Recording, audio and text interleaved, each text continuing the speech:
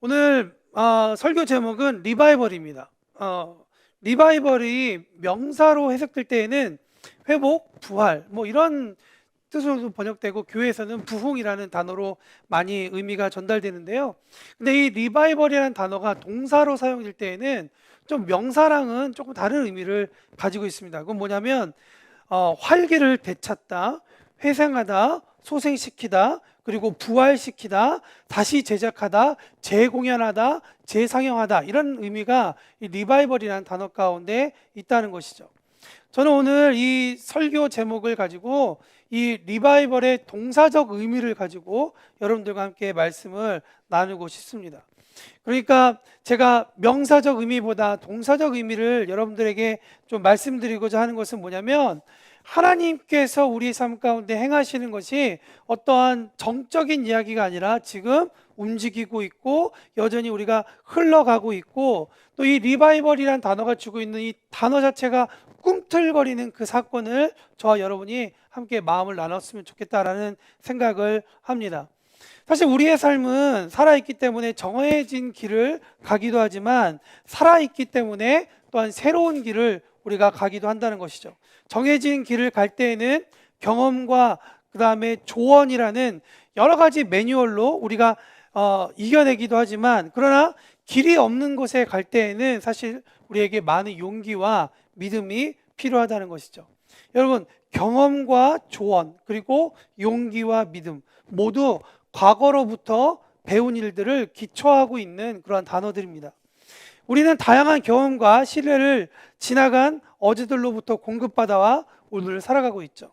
좋은 경험과 신뢰는 당연히 좋은 조언과 좋은 용기를 갖는데 도움을 주겠지만, 그러나 나쁜, 그러니까 제 식으로의 표현은 왜곡된 경험과 왜곡된 신뢰는 왜곡된 조언과 용기로 나타난다는 것이죠. 그러므로 경험과 신뢰, 믿음은 좋은 것이기도 하겠지만, 이게 왜곡시키도 할 수 있는, 저는 되게 중립 지역에 있는 그런 단어다, 혹은 이것은 우리에게 양날의 검과 같다라고 저는 생각해 봅니다. 여기서 한 가지 질문을 여러분들께 하고 싶습니다. 좋은 경험과 신뢰 때 말고 나쁜 경험과 불신으로 인해 내가 좋게 보이려고 해도 보이지 않고 믿고 싶어도 믿어지지 않을 때 나는 어떻게 행동하고 있는지. 여러분들에게 그런 질문이 있는지 모르겠지만, 사실 요즘 저에게는 좀 그러한 질문이 있습니다. 좋게 보려고 하지만 좋게 보이지 않고, 믿어보려 하지만 믿어지지 않는 그런 다 저를 쳐다보고 있으니까 여러분들에 대해서 그렇다는 얘기가 아니고요. 순간 지금 고개를 들었는데 막 다 뚫어보고 있어가지고 깜짝 놀랐어요. 그런 얘기가 아니라 어떠한 부분들, 저에게 있어서는 이 다리와 저 다리를 건너가야 되는 데 있어서 디뎌야 할 징검다리 하나가 그럴 때가 있다는 것이죠. 그러면 무조건 믿습니다 하고 가야 되는지 고민하게 된다는 것이죠. 그래서 저는 오늘 이 부분을 본문에서 우리 답을 한번 찾아보는 그런 시간이 되었으면 좋겠습니다.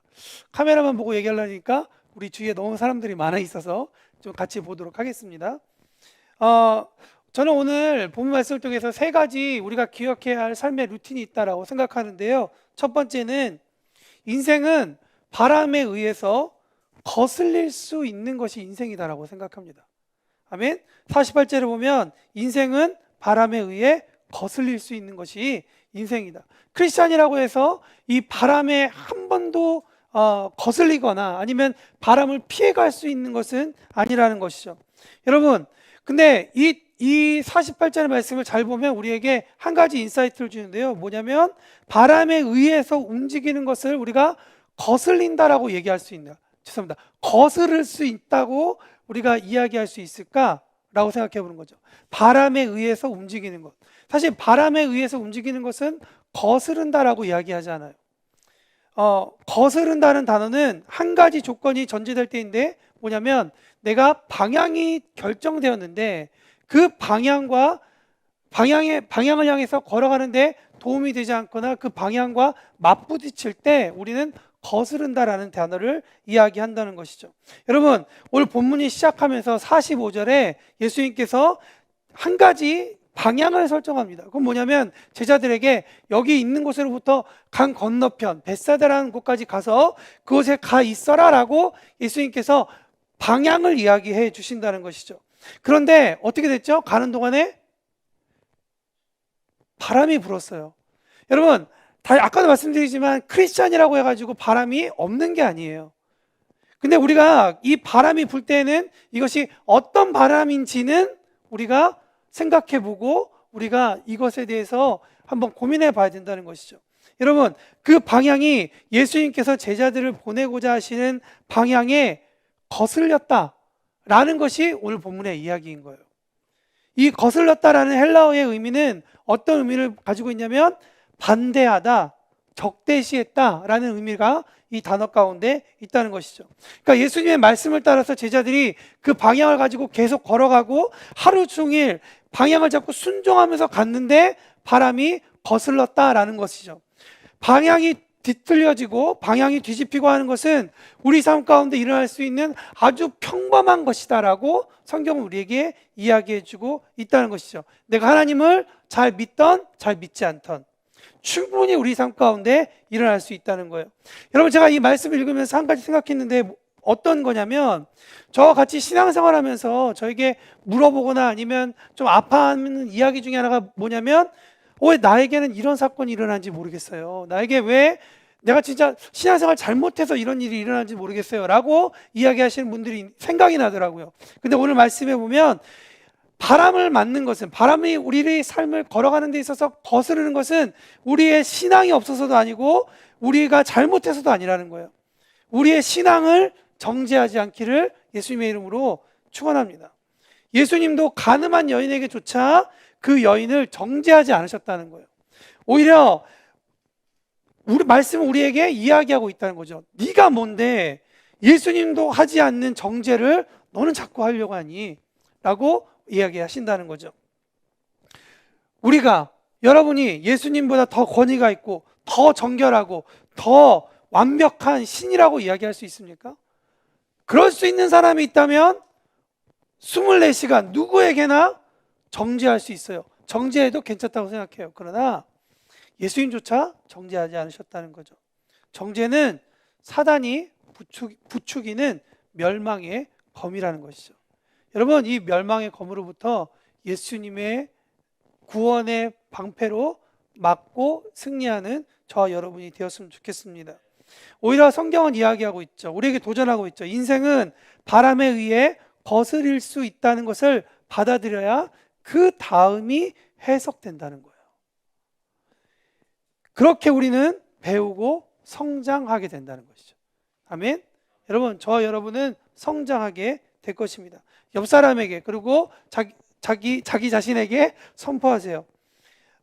바람이 불어도 괜찮다. 나 때문일 수도 있지만 아닐 수 있다. 시작. 바람이 불어도 괜찮다. 나 때문일 수도 있지만 아닐 수도 있다. 아멘. 그렇다면 바람이 불 때는 우리는 어떻게 해야 되느냐? 우리가 두 번째 돌아봐야 될 건 뭐냐면 성경 우리에게 지나간 일을 기억하라라고 말하고 있어요. 지나간 일을 기억해라. 52절 말씀 혹시 볼 수 있나요? 52절 말씀 한번 보도록 하겠습니다. 한번 다 같이 읽겠습니다. 시작. 그들은 빵을 먹이신 기적을 깨닫지 못하고. 여러분, 제자들이 허둥지둥된 그런 이유에 대해서 마가복음을 기록한 마가, 그러니까 조금 더 솔직하게 얘기하면, 정확하게 얘기하면 마가를 통해서 성경을 기록하게 하신 하나님의 감동은 첫 번째, 제자들이 이미 갈릴리 바다 위에서 받아내고 있는 바람을 이미 한 차례 경험했다는 거예요. 그들은 갈릴리 바다 위에서 바람을 경험했지만 그러나 사실 이미 그들은 그와 같은 종류의 바람을 한 번 더 경험했다는 거예요. 그게 어디 있느냐? 여러분, 바로 이 에피소드 바로 위에 있는 사건이에요. 두 번째, 이미 그들이 그 바람을 어떻게 했을까요? 지나왔다라고 얘기하고 있는 거예요. 그 사건이 지나갔다라는 걸 얘기하는 거예요. 세 번째, 그러나 그들이 그 바람을 어떻게 지나왔는지는 52절에 보니까 기억하지 못했다라는 것이 성경의 기록인 거죠. 여러분, 그 바람은 어떤 사건일까요? 제가 말씀드렸지만 마가복음 66장 30절에서 44절에 있는 사건인데요. 오병이어 사건이에요. 여러분, 빈들에 굶고 있는 사람들에게 먹을 거를 주라라고 하는 예수님의 명령은 어쩌면 갈릴리 바닷가에 배 띄우고 이제 예수님의 말씀을 듣고 순종하여서 강을 건너가고 있는 사람들이 맞는 그런 바람과 같은 사건이라고 저는 생각해요. 여러분, 그 현실 가운데 어떤 사건이 있었냐면, 첫 번째, 빈들에는 먹을 것을 구할 수 없다는 것이 사실인 거예요. 두 번째, 남자만 5,000명을 먹이기에는 돈이 없다는 거예요. 2,000데나리온이나 200데나리온이나 필요하다고 얘기하는데, 여러분, 그게 하루 품삯이 1데나리온이었으니까 얼마일까요? 어마어마한 돈이죠. 그 돈도 그 자리에 없었어요. 세 번째, 이런 말씀을 하시는 예수님의 말씀이 사실 그 자리에 있었던 모든 제자들에게 멘붕을 줬다고 저는 생각해요. 우리야 이 성경 말씀을 그냥 1분, 2분 안에 그냥 뚜루룩 읽어버리면 그냥 바로 읽는 사건이지만, 여러분, 이것은 하루 종일 일어난 사건들을 기록한 구절인 거예요. 현실의 경험을 완전히 흔드는 바람이었다고 저는 생각해요. 이성을 흔들었고, 경험을 흔들었고, 감정을 흔들었어요. 여러분, 이 바람으로 그러면 이 사람들은 어떻게 지나갔나요? 35절, 우리가 말씀을 읽지 않았지만 이 35절에 보면 매우 중요한 단어 하나가 나오는데, 뭐냐면 바람이 불었을 때, 그렇게 나의 이성이 흔들리고 경험이 흔들리고 감정이 흔들릴 때 그들은 35절에 보니까 예수님 앞에 나왔다라고 이야기를 해요. 바람이 불 때 할 수 있는 것은 뭐냐면 예수님께 나왔다라는 얘기죠. 무슨 얘기일까요?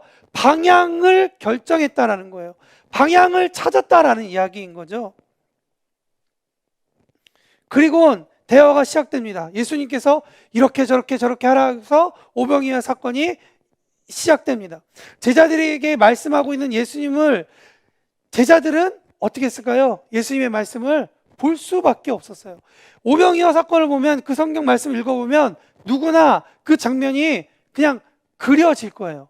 물고기 모양이 얼마나 할지, 그 보리떡 모양이 어떨지는 다 다를 수 있어요. 그러나 그 사건은 너무나도 명확하게 그려지고 있다는 거예요.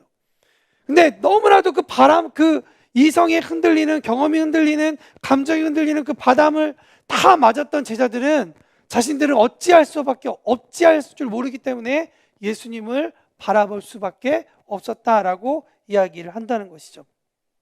제자들의 시선은 예수님께 머물러 있었다는 거예요.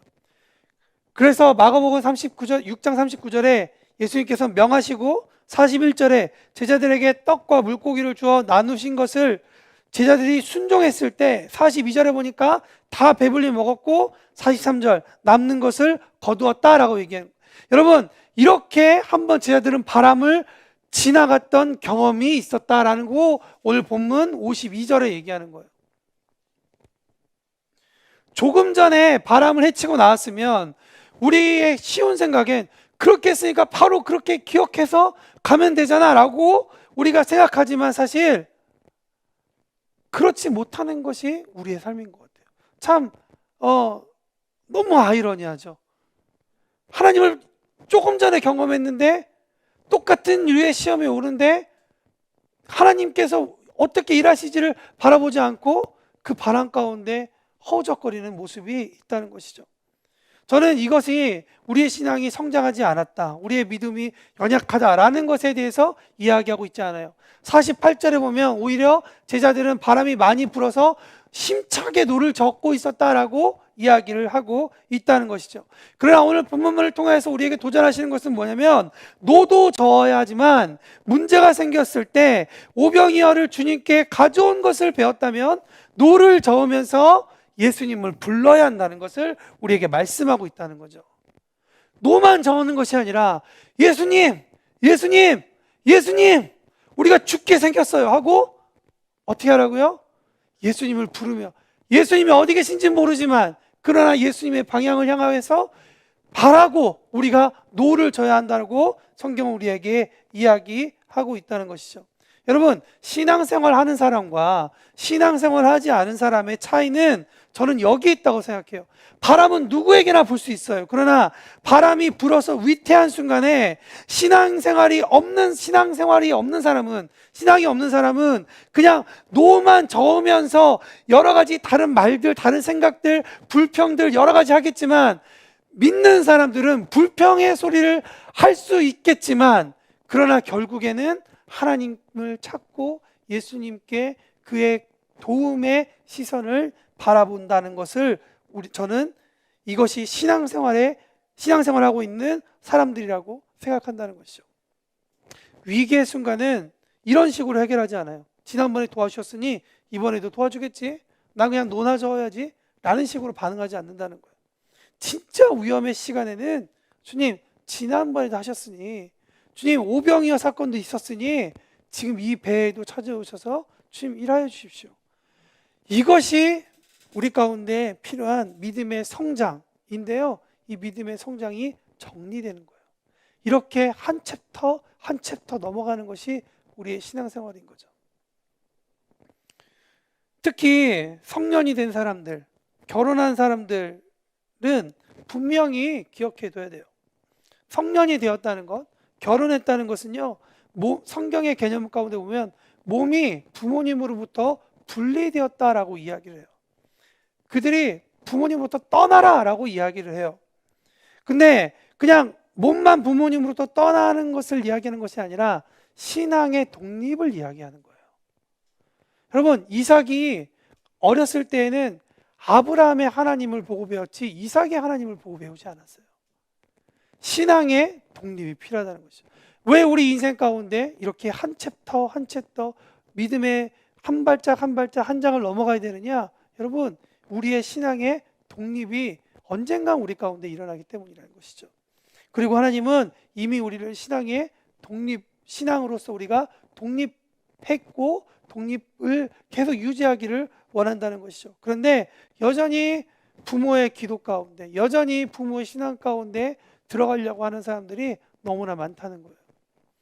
여러분, 성경 분명히 얘기합니다. 너와 내 집이 구원을 받겠다고 이야기하는 그 성경 구절을 오해해서 엄마가 신앙 좋으면 나도 구원받고 나의 신앙이 커지고 내가 큰 그런 고통의 바람이 올 때 난 이겨낼 수 있을 거야 라고 생각하지 마세요. 성경은 우리에게 이야기하고 있는 거예요. 신앙생활은 각자의 것이고 독립해야 된다는 것이죠. 그러니까 내가 어렸을 때부터 엄마 아빠가 신앙을 가지고 있어서 내가 어떤 신앙생활의 그런 독립, 아니면 내가 예수님을 한 번도 믿지 않았고 우리 집안에 내가 처음 예수님을 믿었어 라고 하는 어떠한 모습이든 상관없이 우리 가운데에는 신앙의 독립이 필요하다는 것이죠. 이제는 부모님의 신앙이 아니라 내 신앙으로 살아간다는 것이죠. 이미 여러분 냉정하게 생각해 보면 여러분이 대학에 들어가는 순간, 아니면 여러분이 이제 21살, 22살에 넘어가는 순간부터 부모님들이 여러분을 위해서 할 수 있는 일이 정말 아무것도 없는 거예요.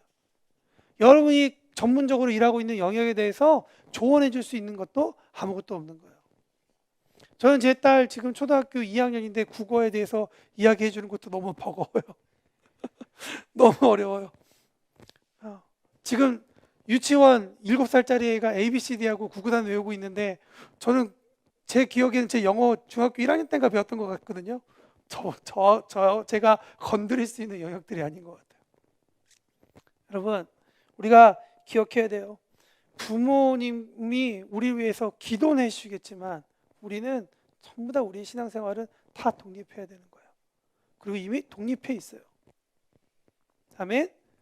기도하시는 부모님 아래에서 자랐건, 우리 가정에서 내가 가장 먼저 신앙생활을 시작했건 상관없이 신앙은 무엇이냐? 어제의 바람에서 일하신 예수님을 기억하고 그 기억 하나를 붙잡고 노를 저으면서 그분을 찾아가는 것이 저는 신앙생활이라고 생각해요.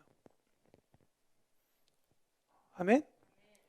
세 번째, 우리의 보트에 예수님께서 오르시도록 우리는 받아들이는 것이 우리 가운데 필요하다는 거예요.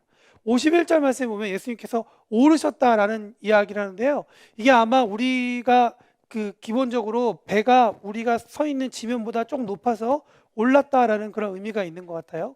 근데 이 헬라어 오르다라는 의미를 보면요, 이 단어는 어떤 의미를 가지고 있냐면 솟아오르다 이런 의미를 가지고 있어요. 또 자라나다, 나타나다라는 의미를 가지고 있어요. 그러니까 이 예수님께서 오르셨다는 얘기는 이렇게 볼 수도 있는 거예요. 나는 그냥 아무 생각 없이 있었는데 눈을 딱 돌아보니까 예수님께서 이미 안 계셨던 분이 찾아오셔서 솟아 계신 거예요.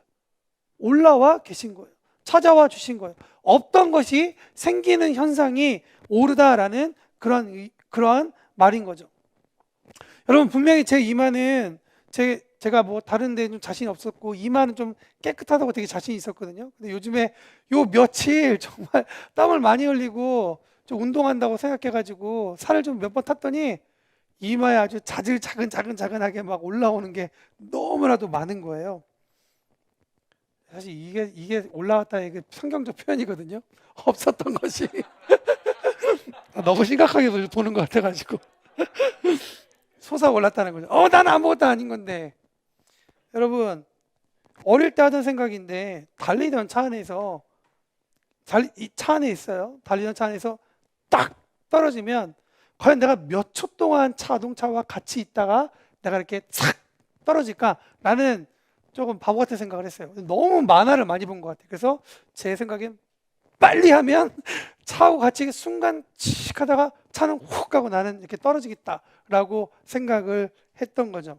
여러분들도 다 그런 생각 한 번씩 다 해봤죠? 여기 최재현 형제만 안 했대. 천재인가 봐요. 자, 근데 여러분, 이건 사실 어떤 관점에서 보냐에 따라서 말이 좀 다른데, 이렇게 하는 행동은 두 가지 정도로 우리가 해석할 수 있는 것 같아요. 하나는 내가 차로부터 떨어졌다라는 말로 해석될 수 있고요. 또 하나는 내가 차 밖으로 인해서 나의 원래의 속도를 찾았다라고 이야기할 수 있는 것 같아요. 좀 옛날 이야기를 꺼집어내서 보면 뉴턴이라는 분 아시죠? 네, 뉴턴이 말하는 관성의 법칙 제 1법칙이 뭐죠? 여러분, 운동 상태를 유지하려는 경향을 말하는 것이 뉴턴의 운동 법칙 제 1법칙이에요. 관성의 법칙이죠. 뭐냐면 힘에 의해서, 제가 이제 읽고 있다는 것은 전 잘 모른다는 얘기예요. 힘에 의해서 속력과 방향이 변하기 전까지 물체는 항상 기존의 운동 상태대로 움직이려고 한다는 의미다. 빨리 다 깨세요. 졸지 말고. 다 끝났어. 여러분, 이게 무슨 얘기냐면요, 움직이지 않는 물체가 힘이 작용하기 전까지는 계속 정지 상태에 있는 것도 사실 관성의 법칙이거든요. 여기서 한 가지 중요한 것은 이것이에요. 힘에 의해서 속도와 방향이 변하기 전까지는 항상 기존의 운동 상태대로 움직이고 있다는 거예요. 여러분, 버스 타면 60km 달리잖아요. 50km, 60km 달리죠. 저는 60km, 50km 달리지 않거든요. 근데 버스에 타는 것만으로 저는 그 속도 안에서 달려가고 있는 거예요. 저는 가만히 앉아 있는데 달려가고 있는 거죠. 근데 무슨 사건이든지 어떤 이유든지 문이 갑자기 열려가지고 너 내려와서 뻥 차는 순간 저는 50km, 60km 속도로부터 벗어나서 나가게 된다는 것이죠. 여러분, 사실 예수님을 보트에 올려온다는 개념은 사실 이 개념 가운데 담겨져 있어요. 뭐냐면 우리가 잘못 이해하고 잘못 생각하고 있는 사건이 뭐냐면, 우리의 삶은 늘 이렇게 가고 있는데 어떤 사건이 일어날 때 주님 찾아오세요라고 해서 주님이 우리 삶 가운데 딱 오셔가지고 우리 삶을 이끌어 가신다고 생각해요. 근데 조금 더 우리의 삶을 조금 더 넓게 보면요, 사실은 예수님을 믿는 순간부터 우리의 삶은 그분의 안에 담겨 있는 거예요. 그래서 그분의 속도대로 우리가 가고 있는 거예요. 나는 아무것도 안 하고 있는 것 같죠. 나는 그냥 앉아있기만 하는 것 같은데 실제적으로 바깥에서 보면 내 삶은 60km, 100km, 120km로 달려가고 있는 거예요. 그런데 그 관성의 법칙을 깨는 일들이 일어나죠. 갑자기 나 너무 지루해, 나 갑자기 토할 것 같아 해서 문을 열고 스탑하지 않고 나가는 순간 우리는 그 속도 이상의 속도로 떨어지게 된다는 것이죠. 그러면서 뭐라고 얘기해요? 하나님이 없나 봐, 하나님이 내 삶에 관여하지 않나 봐 라고 거꾸로 생각한다는 거예요. 어떻게, 여러분, 오늘 본 말씀에 보면 창조주가 창조물인 우리의 삶 가운데, 우리의 보트 가운데 들어오실 수 있겠어요? 사실 이거는 말이 안 되는 이야기죠. 근데 제가 어제 말씀을 보면서 이런 생각을 해봤어요. 여러분 혹시 집마다 조금 분위기가 다르겠지만 저희 집은 아이들이 있기 때문에 아이들이 씻는 목욕조가 있어요. 옥조가. 그럼 거기에 물을 가득 태워놔요. 가득 채워놔요. 그러다가 거기 아이들이 거기서 좀 놀 때 그보다 더 작은 그런 물을 담는 어떤 그릇들, 그런 뭐 장난감들을 그 안에 집어넣어요. 생각에는, 아이들이 생각할 때에는, 내가 그 그릇이 요 안에 있는 물이 이 안에 있는 욕조의 물들을 다 채웠어라고 생각을 해요. 사실 그렇지 않다는 거죠. 그냥 물에 있는 것에 그 장난감이 잠겼을 때 이 안이 다 채워지고 넘쳐나게 된다는 것이죠. 오늘 본문에 그 예수님께서 오르시다라는 개념은 이런 개념을 가지고 있다는 거예요. 여러분, 예수님을 배 안으로 모셔야 돼요. 사실 이 말은 다시 한번 우리에게 도전하고 있다는 것이죠. 내 삶이 정적이고 차 바깥이 다이나믹해 보여서 차 밖이 너무나도 좋아 보이고 차 밖으로 뛰어내리고 싶은 유혹이 찾아올 수도 있죠. 아니면 너무나도 많은 영화를 봐가지고 영화 히어로물들에 나오는 사람들처럼 망토 하나를 메고 나 이제 차 밖으로 갈 거야, 배 밖으로 나갈 거야 라고 망토를 휘날리며 그 자동차 바깥으로 나갈 수 있어요. 그러나 삶 가운데는 아무런 일이 일어나지 못한다는 거죠. 오히려 사고가 일어나게 된다는 것이죠. 오늘 말씀 우리에게 이야기하고 있습니다. 예수님 안에 거해야 된다. 예수님을 모셔야 된다라는 이야기는 우리에게 예수님 안에 거하라라고 이야기를 하고 있는 거죠. 그것만이 우리 삶 가운데 불어오는 수많은 바람들에 대해서 우리가 이겨낼 수 있는 것이죠. 결론, 배라는 내 삶을 통째로 흔드는 바람이 일어나기 시작하면 이것이 성령의 바람인지 아니면 갈릴리의 바람인지를 구별하는 것이 우리 가운데 필요하다는 거예요. 이 구별하는 방법은 평안 중에 이끄실 때에는 대부분 성령님께서 이끄시는 성령의 바람이에요. 그러나 갈릴리 바람이라면 우리가 어떤 실수를 해서든지 아니면 우리가 인생 가운데 만나게 되는 어쩔 수 없는 바람이든지 갈릴리의 바람이 불어온다면 예수님을 먼저 찾아가는 저와 여러분이 되어야 되겠다라고 생각합니다. 그러기 위해서 중요한 건 뭐라고요? 어제의 은혜를 기억하는 거예요. 어제 드라마 뭐 했어? 이거 기억하는 얘기가 아니고요. 어제의 은혜를 기억하는 거예요. 어제의 은혜에 대해서 우리가 무관심해지고 어제의 은혜에 대해서 그것이 소중하게 여기지 않으면 점점점 우리의 마음이 딱딱해질 거예요. 다시 설교 제목으로 돌아오면 리바이벌입니다. 여러분, 리바이벌이라는 단어는 영어 선생님, 리라는 단어와 바이벌이라는 단어, 이 바이벌이라는 단어는 비바라는 그런 단어부터 나왔죠. 비바라는 말은 라틴어 계열에서는 이런 의미를 가지고 있어요. 만세라는 얘기를 할 때 보통 비바 이런 말을 하죠. 그러면서 이 비바라는 말을 할 때에는 보통은 격려할 때 많이 이 단어를 써요. 비바, 비바, 비바. 여러분, 리바이벌 하면 무슨 뜻일까요? 우리 가운데 다시 한번 더 새로운 바람이, 새로운 격려가, 새로운 그러한 응원으로 말미암아 우리의 영혼이 다시 한번 더 힘을 얻는 그러한 사건이 일어나길 원한다는 단어가 이 리바이벌이라는 이 동사 가운데 있지 않나라는 생각이 듭니다. 그래서 온갖 종류의 갈릴리 바람 앞에 기운이 떨어지고 낙심된 사람들이 다시 활기차지고 다시 힘내고 다시 시작하는 일이 이 말씀 선포를 듣는 시간으로부터 일어나기를 예수님의 이름으로 축복합니다. 아멘. 우리 잠깐 기도하겠습니다. 자, 기도하실 때 주님, 제 삶 가운데 이런저런 갈릴리 바람들이 있어요. 근데 주님, 저도 모르게 이 갈릴리 바람이 불어올 때면 제 자신을 정죄하는 일들이 있어요. 주님, 예수님도 정죄하지 않으셨는데 이것이 내 잘못이 아니라면 주님, 정죄하는 일들에 대해서 멈추게 해주세요. 왜냐하면 저는 하나님의 소중한 사람이고 하나님의 형상을 가지고 있는 소중한 사람인데 자꾸만 내 스스로가 그렇게 무너뜨리고 있어요. 주님, 정죄하지 않게 해주세요. 두 번째 기억할 때 주님 저에게 이제 신앙의 독립이 일어나서 내 삶에 주님이 우리 엄마, 아빠, 누군가의 나에게 영향을 준 신앙 선배의 하나님이 아니라 어저께 나와 함께 일하신 그 하나님, 그 예수님을 기억하며 내 인생에 최선을 다해서 노를 저으며 갈 수 있도록 주님 도와주세요. 세 번째, 그 노를 젓는 것이 예수님 안에서 일어날 수 있도록 도와주세요. 그런 마음으로 우리 함께 기도 한번 나아가겠습니다. 기도합시다.